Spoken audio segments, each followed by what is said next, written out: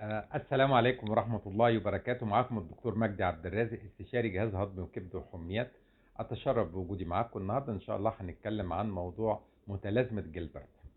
ومتلازمة جيلبرت دي يعني مرض منتشر، عكس ما كنا احنا فاكرين ان هو مرض نادر. لا، هو في الواقع مرض منتشر، لكن معظم الحالات ما بنكتشفهاش، وساعات بنكتشفها صدفة فقط لا غير لما بنعمل بعض تحاليل، فبنكتشف ان المريض ده عنده متلازمة جيلبرت.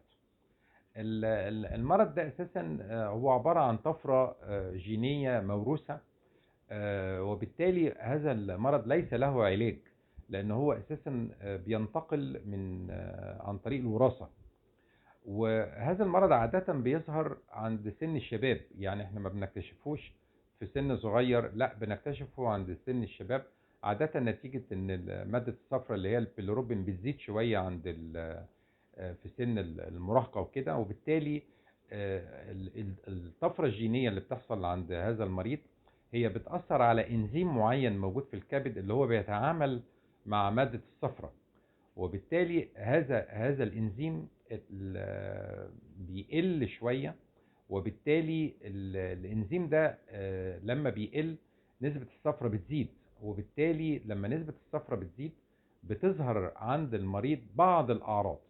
طبعا زي ما اتفقنا احنا عاده المريض ده ما بيبقاش عنده اي اعراض، لكن في بعض الاحيان بتظهر عنده اعراض، وده نتيجة ظروف معينة عند هذا المريض. يعني المريض ده مثلا بيصوم فترات طويلة، فبتظهر عنده صفرة في العين أو في الجلد، أو المريض ده عنده إجهاد، أو الفتاة دي عندها دورة حيض، أو جفاف، المريض ده عنده جفاف، أو المريض ده مصاب ببرد أو أنفلونزا أو أي مرض آخر، او بيبذل مجهود مثلا بيروح جيم او تمارين عنيفة، او عنده قلة نوم نتيجة امتحانات او كده. كل الحالات دي كلها بتظهر الصفرة عند هذا المريض، وبالتالي اللي حواليه بيقولوا له انت عينيك صفرة او الجلد بتاعك اصفر، فالمريض بينتبه لهذا الموضوع وبيروح يحلل. لما بيحلل بنكتشف ان نسبة الصفرة عنده عالية شوية عن الطبيعي، وبنكتشف ان معظم هذه الصفرة من النوع اللي هو الغير مباشر. لما بنعمل تحاليل اخرى عشان نشوف هل المشكلة عنده مثلا انيميا تحللية ولا لا، نلاقي ان المريض ده ما عندوش انيميا تحللية.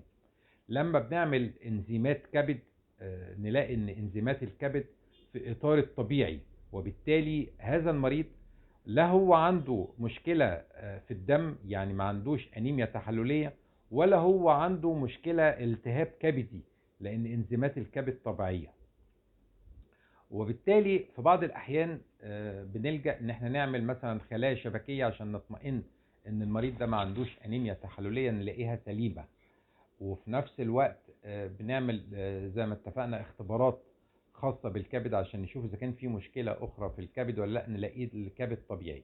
اذا المشكلة عند هذا المريض في هذا الانزيم، انزيم معين هو المتحكم في الصفرة، وبالتالي هو اللي بيحول الصفرة من صفرة غير مباشرة الى صفرة مباشرة، يعني بتذوب في الماء. الصفرة المباشرة دي يعني بتذوب في الماء.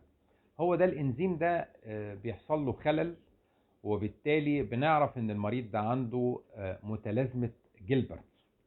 طيب عادة زي ما قلنا ان المتلازمة دي بسيطة ومش محتاجة علاج، لكن طبعا لازم نكتشفها على اساس ان المريض ما يقلقش ويحس ان هو عنده مشكلة كبيرة محتاجة علاج. آه، احنا اساسا بنقول للمريض ده نحاول بقدر الامكان ان احنا ما يبذلش مجهود كبير، مثلا ما يصومش فترات طويلة، ما يعني بقدر الامكان يبقى فاهم الحالة بتاعته، عشان ما وبعد كده هو يبلغها للطبيب المعالج. يعني لما المريض بيبقى عارف ان هو عنده متلازمة جيلبرت، ده بيريح جدا جدا الطبيب المعالج. ايضا نبقى فاهمين ان في بعض الادويه بتظهر هذه المتلازمه، زي الادويه بتاعت الاورام، او ادويه بتاعه اذا كان عنده اتش اي في او حاجه، في ادويه معينه بتظهر المتلازمه دهيت، يعني من ضمن الاثار الجانبيه بتاعه الادويه دهيت.